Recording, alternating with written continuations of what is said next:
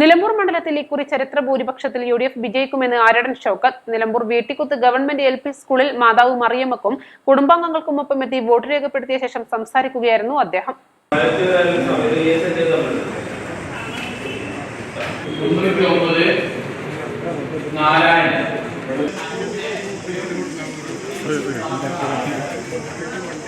LDF പ്രവർത്തകരിൽ ഒരു വിഭാഗം ഉൾപ്പെടെ UDF സ്ഥാനാർത്ഥിയായ തനിക്ക് വോട്ട് നൽകുന്നുണ്ടെന്നും മികച്ച പോളിംഗ് ആണ് രാവിലെ മുതൽ മണ്ഡലത്തിലുള്ളതെന്നും ആരടൻ ഷൗക്കത്ത് പറഞ്ഞു. ഞാൻ 2-3 പഞ്ചായത്തുകളിൽ പോയി. കരുളായിലും അതേപോലെ തന്നെ പൂക്കോട്ടുംപാടത്തും നിലമ്പൂരിന്റെ കുറച്ച് പ്രദേശങ്ങളിലൊക്കെ പോയി. നല്ല പോളിംഗ് ആണ് രാവിലെ മുതൽ തന്നെ.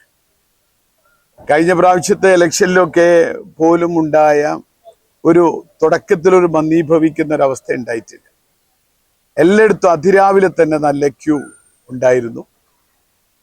മാത്രമല്ല, പ്രത്യേകിച്ചും ഇപ്പോൾ SIR ഒക്കെ വന്നതിന് ശേഷം ആളുകൾ വോട്ടർമാരൊക്കെ ഇതിനെക്കുറിച്ച് വളരെ ബോധവാന്മാരാണ് എന്നത്, അവരുടെ സമ്മതിദാന അവകാശം രേഖപ്പെടുത്തണമെന്നത്, അവരുടെ റൈറ്റ് അവരുപയോഗിക്കണമെന്നത് അവർ കൃത്യമായി അവർക്ക് ബോധ്യമുണ്ട് എന്നതാണ് മനസ്സിലാക്കുന്നത്.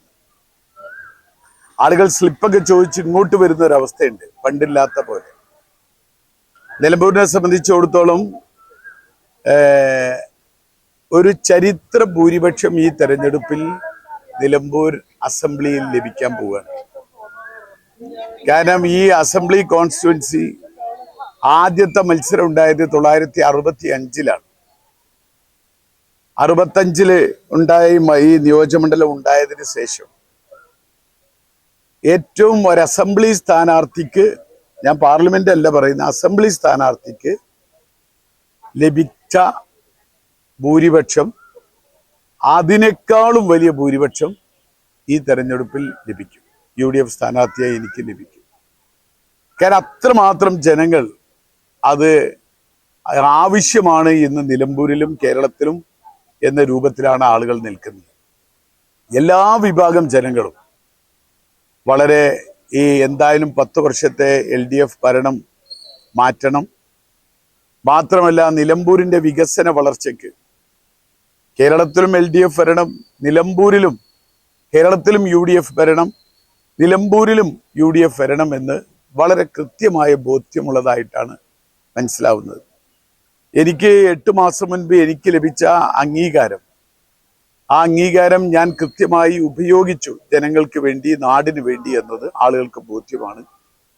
200 ദിവസം കൊണ്ട് 200 ചില്ലാനം കോടി രൂപയുടെ പദ്ധതികൾ നിലമ്പൂരിലേക്ക് കൊണ്ടുവരാൻ സാധിച്ചു.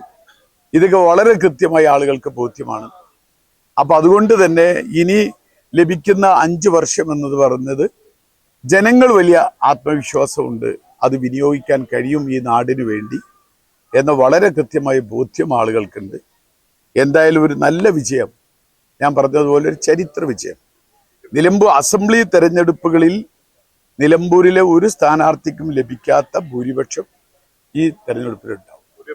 വെഡിംഗ് ആഭരണങ്ങൾ, ലൈറ്റ് വെയ്റ്റ് ഡെയിലി വെയർ ആഭരണങ്ങൾ, ഡയമണ്ട് ആഭരണങ്ങൾ എന്നിവ ഏറ്റവും കുറഞ്ഞ പണിക്കൂലിയിൽ നിങ്ങൾക്ക് സ്വന്തമാക്കാം. Haya gold and diamonds, Bandur and Elankur.